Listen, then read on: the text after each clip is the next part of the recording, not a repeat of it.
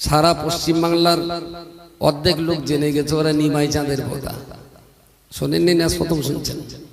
নিমাই চাঁদ ছিলাম, শামসুর রহমানকে কেউ যদি পীর বলে তার বিরুদ্ধে আমার লড়াই, আমার বাপের পীর বলতে দেবো না। মনে নেই কারণ নাকি? আজও বলছে পীর বলতে দেবো না, কারণ যে মুখস্থ একে দমে 360টা কাঁচা খিস্তি করতে পারে, সেও যদি নামের আগে পীর লেখে তাহলে ওই তালিকায় আমার বাপের যাবে না। হয়তো কালকে আবার শেয়াল হক্কা হওয়া করবেন, ওই দেখো নবীর এতিম বলেছে, নিঃস্ব অসহায় বলেছে। অনেক শেয়াল আছে তো কালকে আবার হক্কা হওয়া করবে।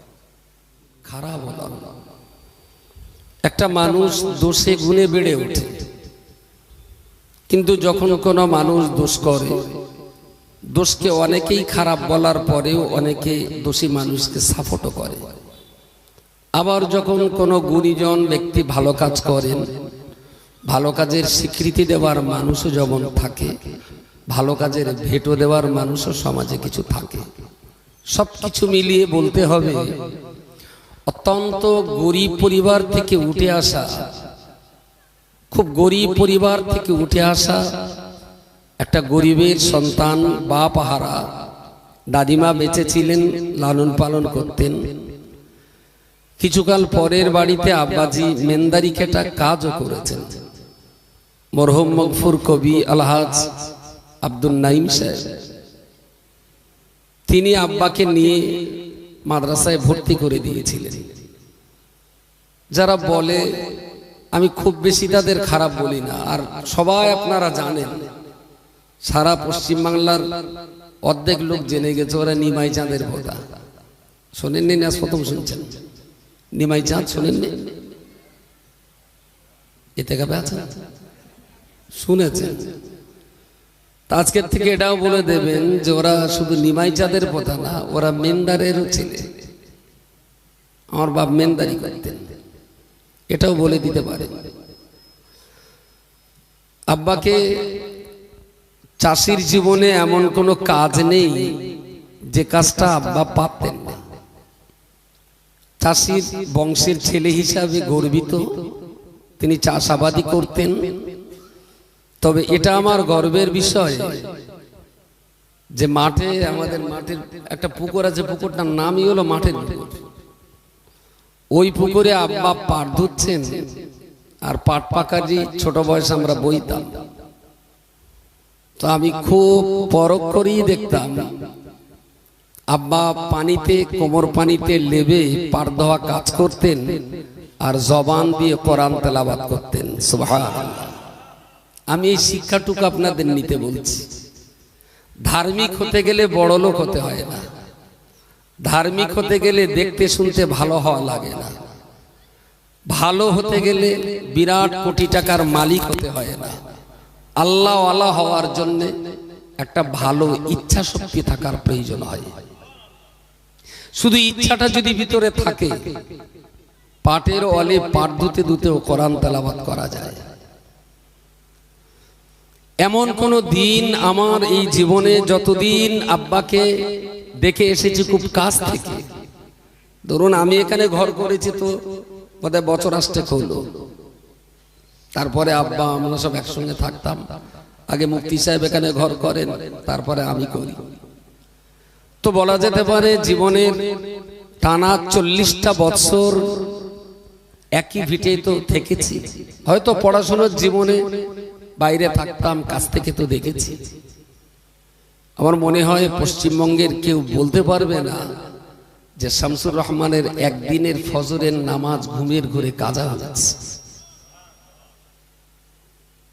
আমি বলেছিলাম শামসুর রহমানকে কেউ যদি পীর বলে তার বিরুদ্ধে আমার লড়াই হয়। তবে ইমামে আজম আবু হানিফা রহমাতুল্লাহ আলাইহিকে গতবার বলেছিলাম না আমার বাপের পীর বলতে দেবো না, মনে নেই কারণ নাকি? আজও বলছে পীর বলতে দেবো না, কারণ যে মুখস্থ একে দমে 360টা কাঁচা খিস্তি করতে পারে, সেও যদি নামের আগে পীর লেখে তাহলে ওই তালিকায় আমার বাপের যাতে দেবো না, কোনো মতেই যাতে দেবো না। ইমামে আজম আবু হানিফা রহমাতুল্লাহ আলাইহির কাছে একজন মানুষ, একজন মহিলা বেওয়া, তার স্বামী নেই, তার সন্তানকে ইমাম সাহেবের কাছে রেখে গেলেন যে আমার বাচ্চাটাকে আপনি একটু পড়াশোনা করাবেন, আপনি ভালো মানুষ, একটু পড়াবেন। তা ভদ্র মহিলা আসে। আর তখনকার দিনে তো মাদ্রাসা ছিল না, জায়গিরি প্রথায় এইভাবে পড়াশোনা হতো। কোনো আলেমের বাড়ি 10টা, কোনো আলেমের বাড়ি 5টা, কোনো আলেমের বাড়ি 50টা, এইভাবে ছেলেপিলে সেদিন আলেম করা হতো। মাদ্রাসা সিস্টেম তখন ছিল না। তো বেশ কয়েক বছর থাকার পর ভদ্রমহিলা এসে বলছেন আমার ছেলে বাড়ি নিয়ে যাও, আপনার কাছে আর পড়াবো না। তা বলছে কারণ? বলছে আজ অনেক দিন আপনার কাছে আসা যাওয়া করছি, কিন্তু আপনার কোনো কারামত দেখলাম না, কোনো কারামত দেখলাম না। পানির উপর হেঁটে যাচ্ছেন সেটাও দেখিনি, একটা কাঁচা ডাবে ফু দিয়েছেন শুকনো ঝুনুনের কোল হয়ে গেছে এমন দেখিনি, একটা মোরগের মাথায় ফু দিলেন তো ধাড়ি মুরগি হয়ে গেল সেটাও তো দেখিনি। তো আপনার কোনো কারামত নেই, তো আপনার কাছে আমার ছেলে রেখে লাভ নেই। ইমাম সাহেব বলেছিলেন আচ্ছা তোমার ছেলে তুমি বাড়িতে নিয়ে যাও, তাতে আমার দুঃখ নেই, তুমি যে বছর আমার সঙ্গে আমার বাড়িতে আসা যাওয়া করছো তোমার বাচ্চা কেন্দ্রিক, এই বছরের ভিতরে তুমি কি আমার কোনোদিন সুন্নাতের খেলাফ কোনো কাজ দেখেছো? বলছেন না। বলে বাচ্চা আপনি বাড়িতে নিয়ে যান, তবে আমি যে জীবনে সুন্নাতের খেলাফ করিনি এটাই হলো আমার পীরত্ব আর বেলায়েতের সবচেয়ে শক্ত দলিল। কিছু মাথায় যাচ্ছে? শরীয়তটা পূর্ণাঙ্গ রূপে মেনে চলাটা, এটাই তো ওলি আল্লাহ হওয়ার জন্য যথেষ্ট। ওলি হওয়ার জন্য পানি দিয়ে হাঁটা লাগে না, ওলি হওয়ার জন্য মদ্দা লোকের মাথায় ফু দিয়ে মেয়ে লোক তৈরি করতে হয় না।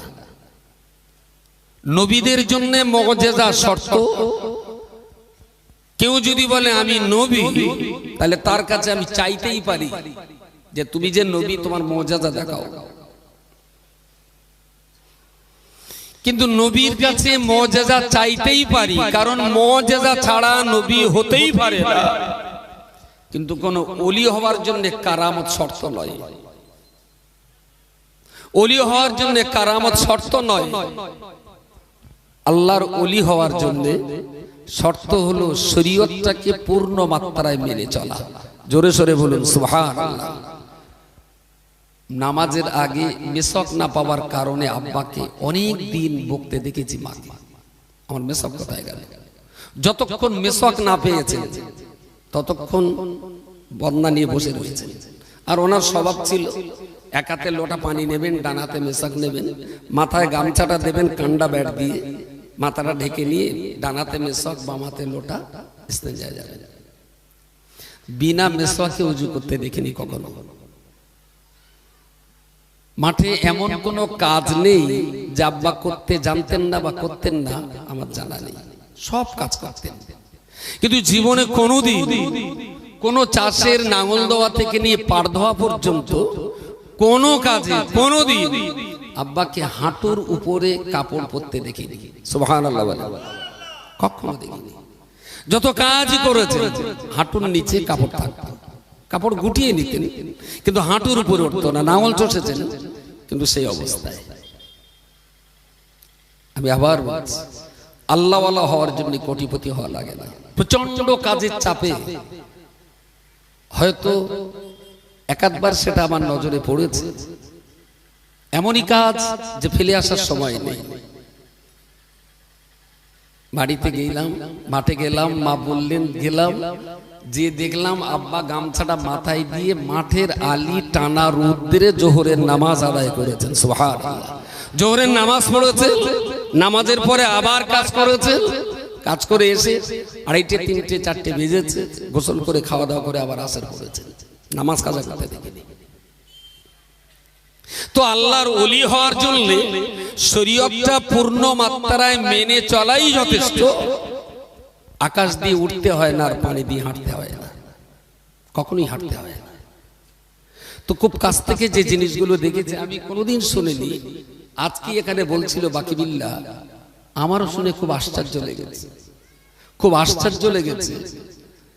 বাকিবিল্লাহ বলছিল তখন আপনারা আসেননি, আমতায় আমাদের আঞ্জুমানের সদস্য মাওলানা বাকিবিল্লাহ সাহেব আমতায় বাড়ি, ও আমাদের বইকারা মাদ্রাসার ছাত্র। এখান থেকে হিফজ করেছে। তারপরে জামিয়া থেকে ফারেগ হয়ে এখন আলহামদুলিল্লাহ চৈতে মাদ্রাসার ভালো একটা পদে কাজ করছে আর ভালো বক্তা। বাকিবিল্লার বক্তব্য বলছিল যে একদিন হুজুর আমার বলছে, বাকিবিল্লা তোরা কি কোরআন পড়িস? তোরা কিরকম কোরআন পড়িস? ওই রকম পড়লে হবে না, আরো বেশি পড়তে হবে। ওদের শোন, আমি একটা জাল বুনতে বুনতে, আর আমাদের এই আব্বা যেখানে থাকতেন ওই লোকের একটু জাল বোনা স্বভাব ছিল, ওই খেবলা জাল সবসময় প্রায় দেখেছি ছোট বয়সে একটা জাল ওখানে ঝোলার, আব্বা বুনবেন, আবার একটা জাল ছিঁড়তে ছিঁড়তে আরেকটা জাল তৈরি হয়ে যাবে। তো বাকিবিল্লাহ বলছে যে হুজুর বলেছিলেন বাকি তোরা তো পড়িস, আর শোন আমি একটা জাল বুনতে বুনতে 7 খতম কোরআন শরীফ তেলাওয়াত করেছি। ভাবা যায়? তো আল্লাহওয়ালা হওয়ার জন্য আলাদা কোনো জীবন লাগে না, আল্লাহওয়ালা হওয়ার জন্য আলাদা কোনো ঘরবাড়ি আর জঙ্গল লাগে না, আল্লাহওয়ালা হওয়ার জন্য একটা ভালো অন্তর লাগে। সংসার করে, চাষ করে, ব্যবসা করে, জাল বুনে এত কিছুর ভিতর দিয়েও আল্লাহওয়ালার জীবন যে তৈরি করা যায় তার একটা জীবন্ত ইতিহাস শামসুর রহমান পৃথিবীতে রেখে তবে কবরে গেছে। আমার বাবা সোনার চামচ গালে নিয়ে জন্ম নেয়নি, জানি না জন্মগ্রহণ করার পরে সচরাচর দেশীয় প্রথা অনুযায়ী গালে মিষ্টি দিতে হয়। আমার বাবার সংসার যা গরিবের সংসার ছিল, তাতে গালে মধু দেওয়ার মতন পয়সা ছিল বলে আমার মনে হয় না, মনে হয় না। এত গরিবতার ভিতর দিয়েও জন্ম নিয়ে তার শিক্ষকতার যোগ্যতা ছিল, পড়াশোনার যোগ্যতা ছিল, তিনি হাফেজা করা, শুধু হাফেজ ছিলেন, মাওলানা পড়ার সুযোগ তার জীবনে হয়নি, শুধু হাফেজই ছিলেন।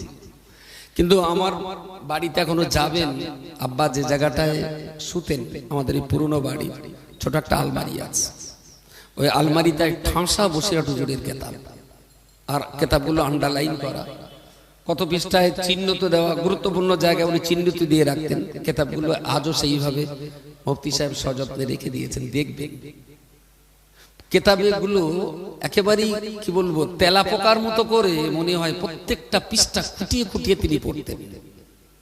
এবং জীবনে একটা দিন নেই যে দুপুরে ভাত খেয়ে আব্বা শুয়েছেন অথচ হাতে একটা কেতাব নেই, বাবার কালে কোনোদিন দেখিনি। দুপুরে একটা স্বভাব ছিল, গোসল যদি দেরিতে হয় অসুবিধে নেই, আগে হলেও অসুবিধে নেই, কিন্তু গোসল করলেই ভাত দিতে হবে, গোসল করলেই ভাত দিতে হবে। আর ভাত যত রকমের তরকারি হোক না কেন শেষে একটু দুধ আর মিষ্টি দিতে হবে, দুধ আর মিষ্টি। যার জন্য বাড়িতে গায়ে আমাদের পোষা থাকতো হালি পরে, আর মায়ের শরীরটাও তো সেই রকম আর গায়ে টানাটানির শরীরও নেই। আর আজকালকার বৌমা তো দেয়াল টিপলি চুলো গরম হয়, গায়ে করে দড়ি দড়ে টানবে, সে কেউ সহ্য করবে না।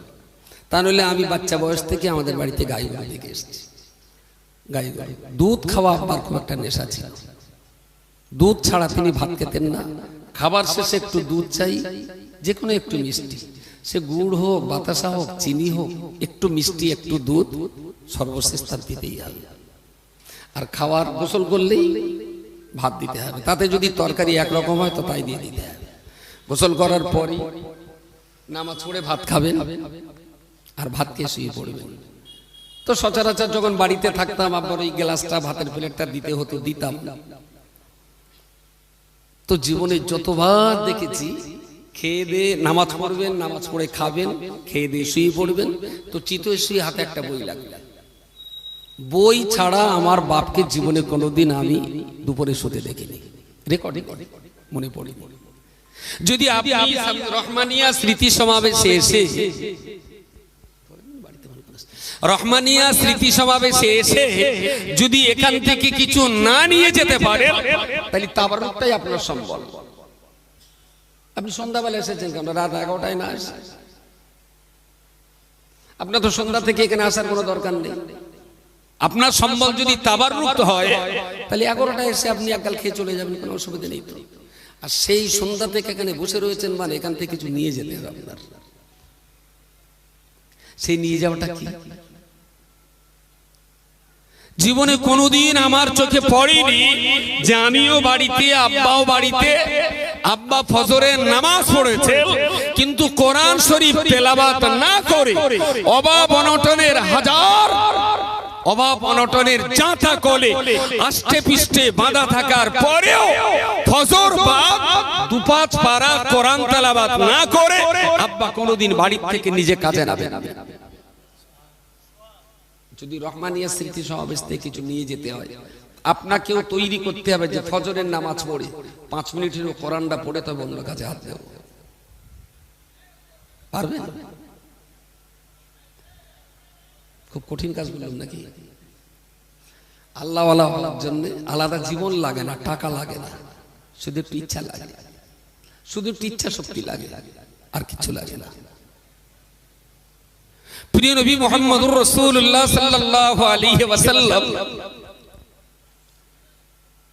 তিনি তো খুব গরিবের ঘরে জন্ম নেওয়ার আগে 4 মাস আগে আব্বা চলে গেলেন, 6 বছর বয়সে মা চলে গেলেন, 8 বছরে দাদু চলে গেলেন। কোরআন শরীফের পরিভাষায় বলা হয়েছে আলাম ইয়াজিদিকা ইয়াতীমান ফাআওয়া ওয়াজাদাকা দাল্লান ফাহাদা ওয়াজাদাকা আইলান ফাআগনা। আল্লাহ বললেন, ইয়া রাসূলুল্লাহ, আমি আল্লাহ কি আপনাকে এতিম হিসেবে পাইনি? আপনি কি বিশ্বের সেরা নিঃস্বদের ভিতরে সেরা নিঃস্ব, সেরা অসহায়, সেরা গরিব, সেরা এতিম, বিশ্ব সেরা নিঃস্ব ছিলেন আপনি? আমি আল্লাহই তো আপনার সাহারা হয়েছিলাম। বলুন সুবহানাল্লাহ। হয়তো কালকে আবার শেয়াল হক্কা করবেন, ওই দেখো নবীর এতিম বলেছে, নিঃস্ব অসহায় বলেছে। অনেক শেয়াল আছে তো কালকে আবার হক্কা করবে। আরে রাসূলুল্লাহ এত গরিব, তিনি এতিম, তিনি নিঃস্ব, তিনি রিক্ত, তিনি অসহায়। মাস পেরিয়ে যেত তার চুলায় রান্না করবার মতো কিছু জুড়তো না, আগুন জ্বালাবার প্রয়োজন হতো না। একটা খেজুরের অর্ধেকটা খেয়ে ইফতার করেছে, বাকি অর্ধেকটা সেহরিতে খেয়ে পরের দিন রোজা রাখতে হয়েছে। এগুলো কি জমিদার টাটা বিল্লা ছিলেন নাকি?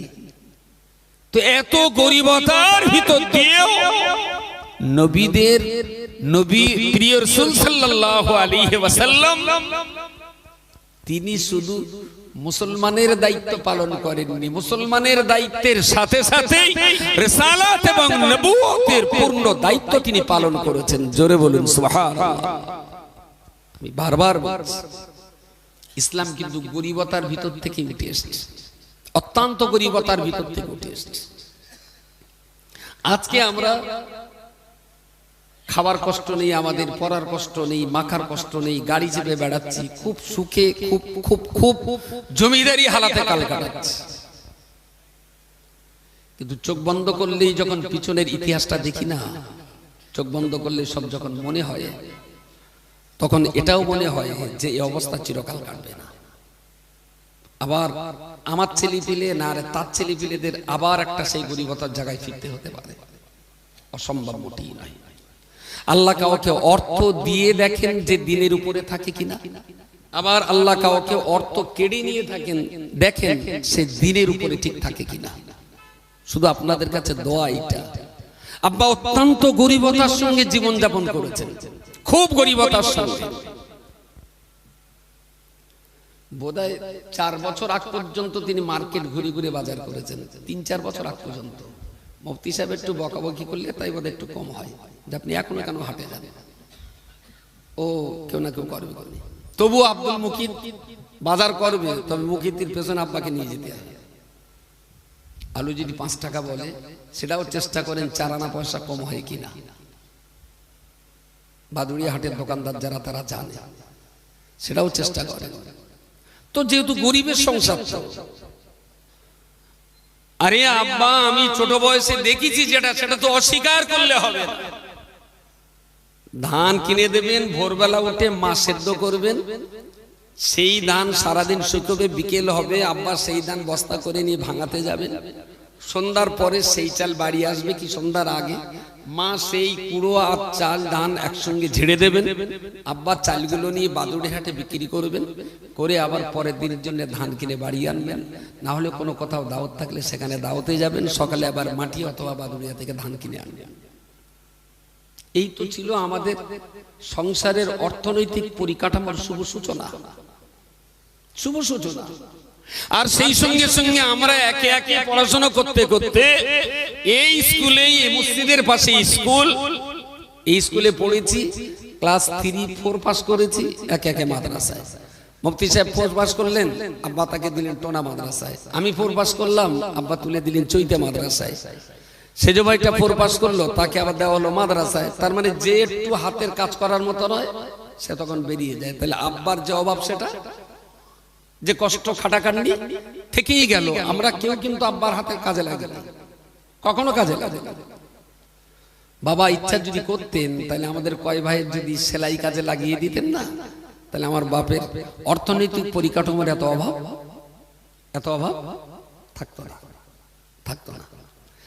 একদিন সেই এতে গিয়েছি, বোধহয় ওই দক্ষিণে কোথায় দাওয়াতে গেছি, তা ফেরার সময় চম্পাহাটি বাজারে, ওখানে ভোর 4টের সময় মাছের বাজার বসে। আর মাছ ধরাও একটা নেশা, মাছ কেনাও একটা নেশা। খাই কম কিন্তু নেশা খুব মাছের প্রতি। ঘুরতে ঘুরতে কেজি 6 বোধহয় বড় একটা ভেটকি মাছ দেখেই তো আমার নেশা লেগে গেছে। নেশার ঘুরে পড়ে মাছটা কিনেছি বোধহয় 2400 টাকায়। এই বোধহয় বছর 7-8 হলো 2400 টাকার ভেটকি মাছ কিনেছি। কেনার পরে এবার চিন্তা হচ্ছে আব্বার সামনে লাগাবো কি করে। এই মাছ দেখলেই তো মুদাম তো বুকে লেবে যে জমিদারি চাল মারতে। আব্বা তো জীবনে গরিব মানুষের সংসার, খেটে খাওয়া সংসার, তো বাড়িতে এনে অন্য লোক দিয়ে মাছটা ওই বাড়ি পাঠালো, যে বকুক যা করুক আমার আড়ালে হয়ে যাক, আর বকা জকা যা হবে মার উপর দেওয়া হবে।